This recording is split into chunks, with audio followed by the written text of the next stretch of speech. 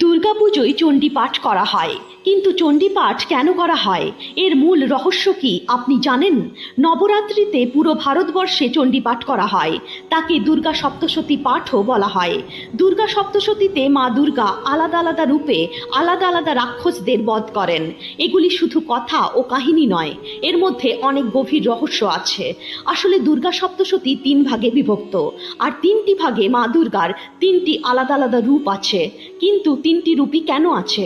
কারণ হিন্দু দর্শন এবং সংখ্যাশাস্ত্র অনুসারে আমাদের জগৎ সংসার 3টি মৌলিক গুণ এবং শক্তি দিয়ে তৈরি: সত্য, রজ ও তমস।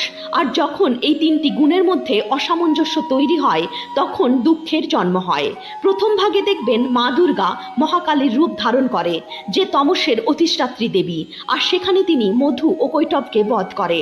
মধু হলো মিষ্টি, যেগুলি আমাদের ভালো লাগে, আর কৈটব হলো কীট, যেগুলি